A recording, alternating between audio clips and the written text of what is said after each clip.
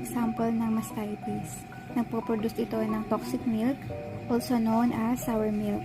Usually, makikita nyo na may kulay na or sometimes blood pa.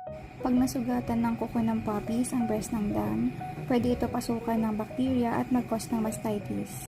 Kung lumpy at mainit yung breast ng dam nyo, gaya nitong nasa picture, better po na i-express nyo yung gatas at mag-apply po kayo ng warm compress. Kung hindi po mailalabas ang excess milk, pwede po siyang mas mamaga or worse, magkaroon po ng butas yung breast.